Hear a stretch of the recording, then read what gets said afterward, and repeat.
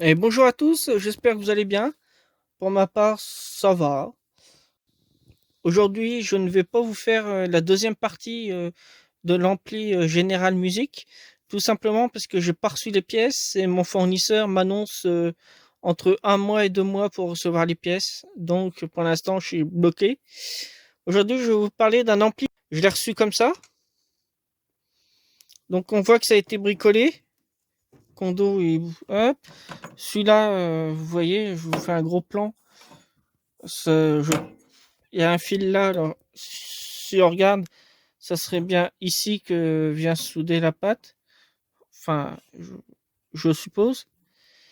Ici, on voit qu'il manque une LED rouge. Donc les LED, c'est les LED de saturation. Je vois que c'est pareil, ce condensateur-là, j'ai regardé en dessous, il n'est pas soudé du tout. Bref, c'est un ampli en sale état. Je l'ai reçu sans le couvercle et sans la face avant. Donc sans la face avant, c'est un peu gênant. Je l'ai reçu démonté, bien sûr. Donc voilà une partie d'un côté. Donc où que ça s'emmanche comme ça dans le connecteur. Les écrous que vous voyez ici sont pris là dans la rainure du dissipateur et c'est fixé à même la tôle arrière. Amen, je suis con. Donc voilà. Alors pour la tension positive, le plus VCC, on a du MJ 15001, donc 15001 plutôt. On en a deux qui sont en parallèle. Et pour la tension négative, on a encore deux transistors comme ça, MJ 15001. Donc pour vous faire voir, j'ai tiré un schéma qui fait partie de la même marque. Donc on a une alimentation qui est commune avec les deux condensateurs, tension positive et tension négative. C'est drôlement foutu, hein. Donc là, vous voyez comment on fait avec des transistors NPN. Donc là, on a la tension positive ici. On passe par le collecteur, on ressort par l'émetteur et on arrive dans une résistance de très faible valeur. Ça, c'est la sortie audio. Et pour la tension négative, le moins VCC, on rentre par l'émetteur, on ressort par le collecteur, on arrive sur une résistance de très faible valeur et on arrive sur la sortie HP. Donc voici un peu comment c'est conçu. Sauf que dans notre cas, ici, au lieu d'avoir que T7, on a un autre transistor qui est en parallèle de celui-là. Donc les deux bases sont l'un sur l'autre. Je vais vous dessiner tout ça sur un petit papier. Donc voici ce que ça donne, hein. Deux transistors NPN qui sont en parallèle. Donc là, je fais deux traits. C'est juste pour signifier que la piste qui est là arrive directement ici. Elle va pas sur l'émetteur du transistor. Donc les deux bases sont ensemble, qui sont commandées par un transistor driver. Donc les transistors driver, dans notre cas sur cet ampli, on retrouve ici, on a un ici, et on a un autre ici. Alors je pousse le câble. Voilà un autre. Donc on a les deux drivers qui sont ici. Si on regarde bien, vous voyez à travers le dissipateur et la plaque, on voit les résistances de sortie. Donc je fais du bruit, je reprends mes papiers. On aperçoit les résistances qui sont de très faible valeur, dans notre cas R20, R21, R22, R23, on peut supposer. Donc ce sont les... Voilà, que je les retrouve, voilà, elles sont ici. Il y en a une et deux pour le côté anime positif et deux autres pour le côté négatif. Donc je reprends encore cette feuille-là, c'est une autre, je fais beaucoup de bruit.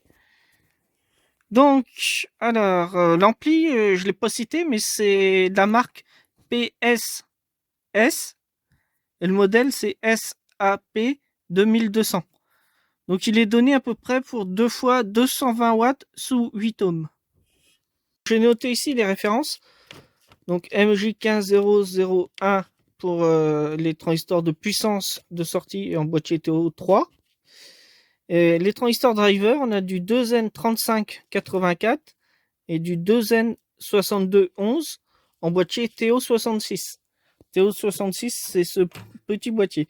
Donc c'est des boîtiers qui sont un peu plus petits que le boîtier TO3 qu'on connaît beaucoup, notamment pour le 2N3055.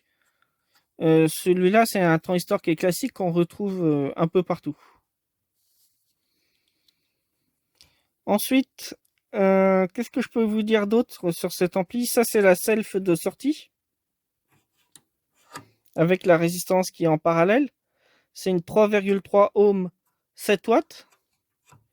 Ensuite, ici, on a le fusible de protection entre la sortie de l'ampli et l'endroit où on va brancher l'enceinte sur ce connecteur. Donc d'un côté, j'ai les deux connecteurs. De l'autre, c'est assez spécial. Le connecteur est cassé en fait. Puis ils ont soudé un fil avec un domino. C'est pas très pratique. C'est pas très aux normes, on va dire. Donc pour l'alimentation, on a le pont de diode qui est ici. Alors, les diodes, je sais plus la référence exacte, mais c'est des diodes qui supportent 6 ampères. Alors je sais plus si c'est 200 ou 400 volts, mais on est bien moins, on est beaucoup en dessous parce que les condensateurs, ils ont mis du 63 volts ici, donc on peut pas être plus que cette tension. Donc là, on peut les remplacer par exemple par des diodes P600, ça y va facilement. Où il y a aussi du 6A, alors 0,8 ou 6A 10. 10 c'est pour 1000 volts, 0,8 c'est pour 800 volts. Donc on peut les remplacer par beaucoup de diodes différentes. Ici on a le fusible primaire avec un interrupteur. Ensuite, ça c'est la LED verte, c'est le témoin de fonctionnement. C'est un ampli que je vais pas pouvoir réparer et ça m'embête. Ça m'embête beaucoup. Donc là, ici, vous voyez, il y a deux diodes. Dans notre cas, il n'y en a qu'une seule. C'est cette diode-là. Oula, c'est flou là. Voilà, cette diode-là. La résistance, le condensateur, et puis la LED rouge ici, c'est pour signifier qu'on est en saturation en fait. Tout ce système-là, c'est pour savoir lorsqu'on est en saturation. Donc au lieu des deux diodes, on a une seule. C'est pareil.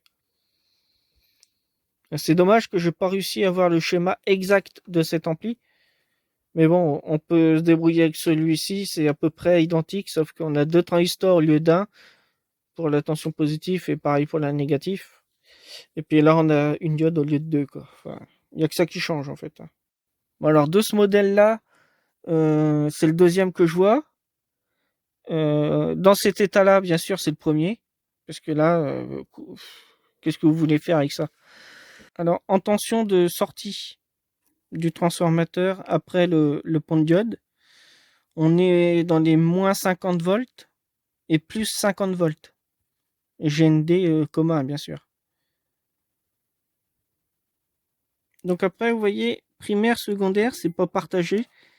Il faut arriver à se repérer au niveau où vont les fils. Ceux qui vont sur les diodes, c'est le secondaire. Ceux qui vont ici sur les fils primaires.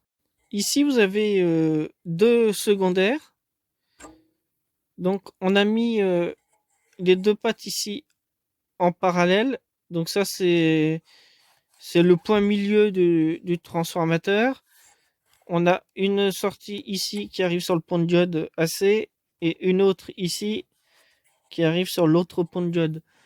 Donc ici, les deux sorties du secondaire qu'on a mis ensemble, en parallèle.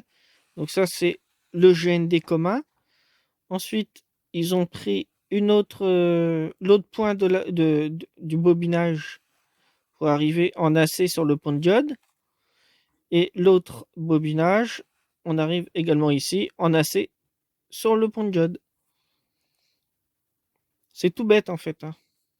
Ensuite, ici, ils ont mis une résistance et une LED. Dans notre cas, on a deux résistances en série de 3,3 kΩ. Donc en tout, ça fait 6,6 kΩ, suivi de la LED verte ici pour le témoin de fonctionnement. Alors sur cet ampli, j'ai aussi relevé quelque chose. Sur le SAP 2200, en fait, les condensateurs, c'est pas du 10 000 microfarad 63 volts. Dessus, c'est du 4700 microfarad 63 volts. Donc déjà, les condensateurs qui ont été remplacés, ils n'ont pas remis la valeur d'origine. Et en plus, c'est du axial. Là, ils ont mis des condensateurs radial. Alors comme ça fait pas propre du tout. Franchement, il y a mieux comme réparation. J'ai connu mieux. Alors pareil, pour un autre ampli, j'avais commandé des condensateurs de 10 000 microfarad 100 volts. J'avais commandé du Nichicon. À la place, j'ai reçu du Vent. V-E-N-T. Bon, c'est quand même en 105 degrés. Ça, ils ont respecté, sauf la marque. J'en ai 6. Alors, j'en ai 3 qui font 10 000 micros. Et j'en ai 3 qui font 9500 microfarads. Donc déjà, si je les soude, je vais avoir un très mauvais filtrage. Parce que si on perd 500 microfarads sur 3 condensateurs, on perd en tout déjà 1500 microfarads. Donc ça fait une nette différence. Donc faites bien attention lorsque vous achetez des composants. Si vous recevez une autre marque style Vent, vous pouvez être sûr que c'est du condensateur chinois et il fera pas long feu, hein, et le filtrage ça sera très mauvais. Ici, dans leur cas, vous voyez, ils avaient mis du condensateur 10 000 micros 63 volts. Ils ont mis un bon condensateur. La marque, c'est Elna. Alors, ça s'écrit E-L-N-A. Voilà. Ça, c'est du bon condensateur. Et ça, c'est du très mauvais. On va dire de la chasse, quoi, hein, de la merde. Donc ça, voilà, vous faites pas avoir. Donc ici, on avait un potentiomètre qui règle ce côté-là et un autre potentiomètre ici qui règle ce côté-là, donc droite et gauche. Et on avait la façade qui venait se mettre directement devant comme ça. Et bien sûr, on avait la carte fixée avec une tôle en dessous. En dessous, il y avait une tôle que je n'ai pas. C'est pas livré. Donc c'est un ampli qui est dans un sale état, hein. C'est dommage. L'ancien propriétaire a voulu changer les condensateurs. Ça se voit un peu partout. Il y a du neuf, hein. Là, c'est du Wageo. Je reconnais bien la couleur marron. J'ai ici des types 49. Donc en équivalent, si vous n'avez pas de type 49, vous pouvez mettre du type 50. Alors ce qui change, c'est la tension VCE. Pour le 49, je crois qu'on est à 250 volts maximum, hein, on n'a pas 250 volts au bornes du transistor. Et pour le type 50, c'est du 300 volts, il me semble. Mais c'est dans ces environs. Il est compatible à 100%, hein, le type 49, type 50, sans problème. Donc là, il y en a un de grillé, il y en a un qui est HS. C'est celui-là, d'ailleurs. L'autre est bon. Vous voyez, on dirait que ça a été changé déjà parce que c'est pas les mêmes du tout. Normalement, le constructeur, il met les mêmes composants. Donc c'est étrange, vraiment étrange. Si on prend ces schémas, dans notre cas, T3, il correspond aux histoires qui est ici, type 49. Ensuite, on a une résistance et on arrive dans le transistor driver. Le driver, c'est celui-ci, T5 et T4. Pour ensuite attaquer les transistors de puissance de sortie. Ah bah tiens, j'ai retrouvé la petite LED qui est cassée. J'arrive pas à la sortir. Qui allait ici pour la saturation. Tant pis, tant pis, tant pis. Donc voici comment est conçu le système de saturation. Donc ici on a la sortie haut-parleur, on arrive sur la cathode d'une diode Zener. Ensuite on ressort par l'anode d'une résistance de 680 ohms et un condensateur de 180 picofarad en parallèle, suivi d'une LED. Donc on passe par l'anode, on ressort par la cathode de la LED et on arrive au GND. C'est le même principe que eux, sauf que nous on a une seule diode, au lieu d'en avoir deux. Si vous avez des appareils que vous ne servez plus ou que vous ne savez pas du tout comment les réparer, vous pouvez me les envoyer. J'accepte volontiers. C'est grâce à ça que, grâce à tout ce que je peux récupérer, que je fais des vidéos. Donc, je vous remercie par avance hein, si vous en avez à m'envoyer.